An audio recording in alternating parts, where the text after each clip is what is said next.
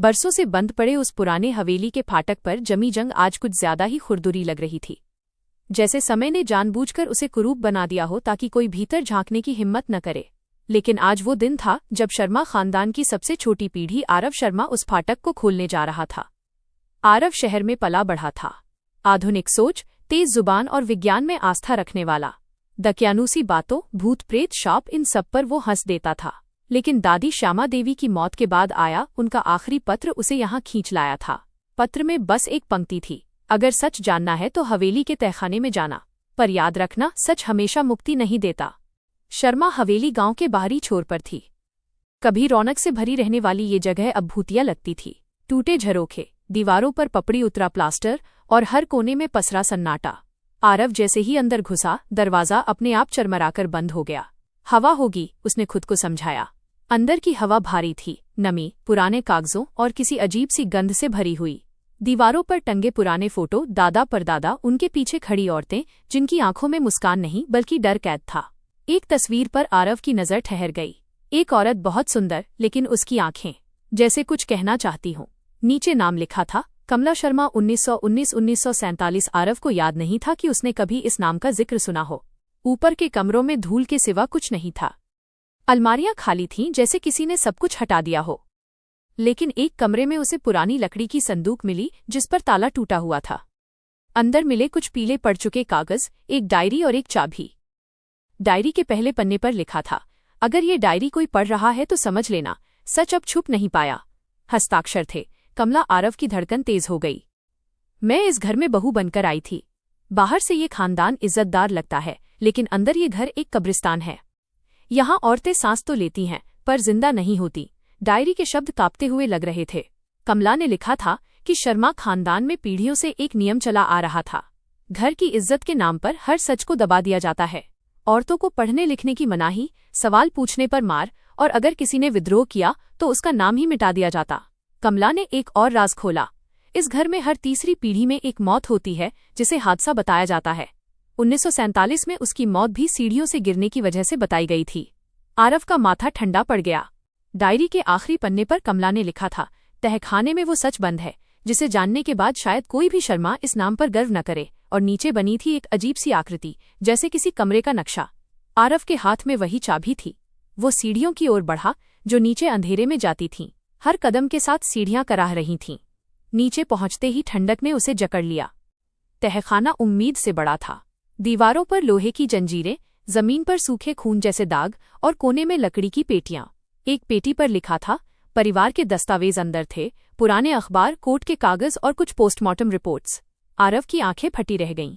जिन मौतों को हादसा बताया गया था वे सभी हत्या थीं, और हर रिपोर्ट पर एक ही डॉक्टर का हस्ताक्षर था, डॉक्टर महेश शर्मा, आरव का पिता। आरव के हाथ कांपने लगे। क्या उसके पिता? तभी पीछे से आवाज आई, तुम्हें यहां नहीं आना चाहिए था आरव। आरव पलटा। सीढ़ियों पर खड़े थे विक्रम शर्मा, उसके चाचा। उनके चेहरे पर डर नहीं बल्कि राहत थी, जैसे कोई छुपा सच आखिर सामने आ ही गया हो।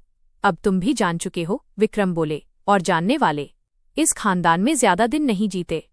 विक्रम ने बताया कि ये सब उनके दादा के जमाने से चला आ रहा था। जो भी औरत या आदमी इस काले सच के खिलाफ गया उसे चुप करा दिया गया। कमला भी उनमें से एक थी। और दादी श्यामा? आरव ने पूछा। विक्रम की आंखें झुक गईं। वो भी सब जानती थीं, लेकिन डर ने उन्हें खामोश रखा। आखिरी वक्त में शायद उनका ज़मीर जाग गया। तभी ऊपर हवेली का मुख्य दरवाज़ा जोर से बंद होने की आवाज़ आई, और किसी के कदमों की। विक्रम फुसफुसाए, अब देर हो चुकी है, वो आ गया। कौन? आरव ने पूछा। विक्रम ने धीमी आवाज में कहा, तुम्हारे पिता। तहखाने की बत्ती अचानक बुझ गई। अंधेरे में बस सांसों की आवाज रह गई, और उसी अंधेरे में खानदान के काले इतिहास ने एक नया मोड़ ले लिया। तहखाने में घुप अंधेरा था। आरव को सिर्फ अपनी धड़कनों की आवाज सुनाई दे रही थी, तेज, बेकाबू, डर से भरी। सीढ़ियों पर किसी के उतरने की आवाज साफ सुनाई दे रही थी, हर कदम के साथ जैसे अतीत और वर्तमान टकरा रहे हों। आरव आवाज भारी थी। पहचानी हुई, डॉक्टर महेश शर्मा। आरव का शरीर सिहर गया। वही पिता जिन्हें वो जिंदगी भर ईमानदारी और सच्चाई का प्रतीक मानता रहा, आज उसी अंधेरे में किसी खौफनाक सच के साथ खड़े थे। बत्ती जली। पीली, कमजोर रोशनी में डॉक्टर महेश शर्मा का चेहरा दिखा, थका हुआ, झुर्रियों से भरा, लेकिन आंखों में कोई पछतावा नहीं। तो तुम सब जान चुके हो, उन्होंने शांत आवाज में कहा। आरव चीखा, ये सब सच है? वो औरतें, वो मौतें, आपने? महेश शर्मा ने उसकी बात काट दी। मैंने नहीं शुरू किया आरव, मैं बस इस परंपरा को निभाता रहा। हत्या को परंपरा कहते हैं? आरव की आवाज कांप रही थी। विक्रम ने हस्तक्षेप किया। आरव, ये खानदान डर से बना है, सच से नहीं। महेश शर्मा ने दीवार का सहारा लिया और बोलने लगे। मेरे पिता तुम्हारे दादा, उन्होंने मुझे सिखाया कि शर्मा नाम की इज्जत सबसे ऊपर है। अगर कोई औरत या आदमी इस इज्जत पर सवाल उठाए तो उसे खत्म कर दिया जाता है। आरव को दादी श्यामा देवी की याद आई। उनकी चुप्पी अब समझ में आ रही थी। कमला भी सवाल पूछती थी। महेश शर्मा की आवाज सपाट थी। वो पढ़ना चाहती थी, बाहर जाना चाहती थी और सच सामने लाना चाहती थी। तो आपने उसे मार दिया? आरव की आंखों में आंसू थे। नहीं, महेश शर्मा ने पहली बार नजरें झुकाईं।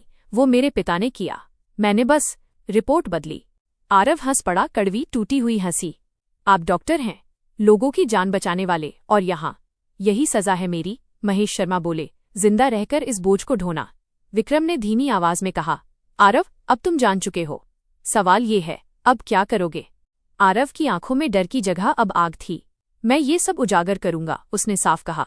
पुलिस, मीडिया, कोर्ट, सबको। महेश शर्मा चौंक गए। तुम हमारे ही खिलाफ जाओगे? मैं सच के साथ जाऊंगा, आरव बोला। खानदान से पहले इंसानियत। तहखाने में सन्नाटा छा गया। महेश शर्मा ने जेब से पिस्तौल निकाली।